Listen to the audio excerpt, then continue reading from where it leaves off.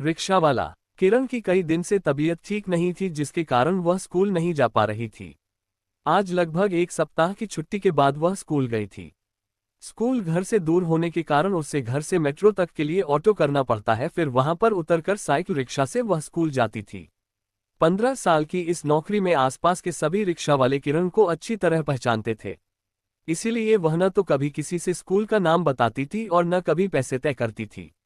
जो भी रिक्शावाला खाली होता था आगे बढ़कर सामने आ जाता और किरण उसमें बैठकर चली जाती थी। लगभग 15 सालों से इसी रास्ते पर यही क्रम उसका चल रहा था।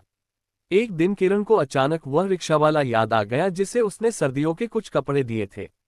वह मन ही मन सोचने लगी कि वह रिक्शावाला आजकल नजर नहीं आ रहा है, जो उसे कभी कभी खुले पैसे न होने पर कम पैसों में भी ले जाया करता था।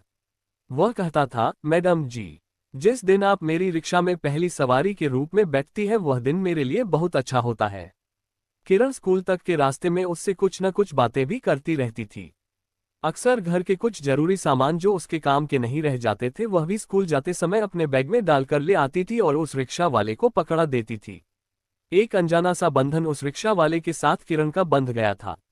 उसकी आंखें उसको ढूंढती रहती थी मगर किसी से कुछ नहीं पूछ पाती थी। यद्यपि वह रिक्शा वाले का नाम और काम जानती थी, वह एक कलमकार थी, तो कहीं कहानी का कोई नया प्लॉट मिल जाए इसलिए वह अक्सर सबसे बतिया लिया करती थी। अपने मधुर स्वभाव से सबको अपना बनाने की कला भी बखूबी जानती थी। वह जानती थी कि नवीन रिक्शा वाला पहले बिहार में खेती करता था, लेकिन अपने परिवार का पालन पोषण करने के लिए वह दिल्ली आया था। वह दिन में एक कपड़े वाले की दुकान पर नौकरी करता था। फ्री समय में सुबह शाम रिक्शा चलाता था। उसकी कर्मठता और खुददारी से बहुत प्रभावित थी। 2-3 दिन इसी कश्मकश में गुजर गए कि नवीन रिक्शा वाला क्यों नहीं आया। आखिर उसने एक दिन अन्य रिक्शा वाले से पूछ ही लिया कि भाई, तुम्हारा वह साथी नवीन नजर नहीं आता, क्या उसके बारे में कुछ जानते हो? एक बार को तो वह रिक्शावाला एक सवारी के मुंह से नवीन का नाम सुनकर हैरत में पड़ गया और बोला, अरे मैडम, हमारे नाम गांव भला कौन पूछता है।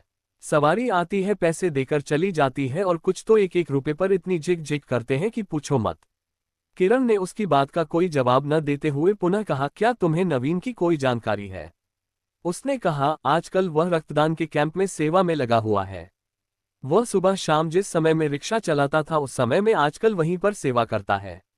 सवारियों को लाने ले जाने का काम भी आजकल संस्था की अनुमति से ही करता है और वहीं अपना रक्तदान भी करता है। उसका कहना है, देख राजू, ईश्वर ने हमें धन दौलत तो दी नहीं है जो हम कुछ दान पुण्य कर सकें, लेकिन मुझे लगता है रक्तदान से बड़ा कोई दान नहीं है।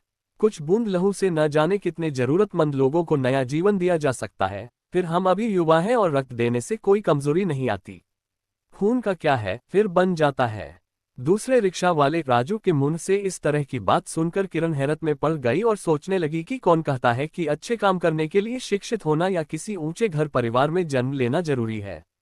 यदि इंसान के विचार अच्छे हैं, सोच अच्छी है, तो वह कहीं पर रहकर भी अपनी पहचान बना सकता है। वह इसी सोच में मग्न थी कि राजू ने टोका, मैडम, आपका स्कूल आ गया है। किरण चुपचाप उसे पैसे देकर रिक्शा से उतर गई। सरिता गुप्ता, दिल्ली।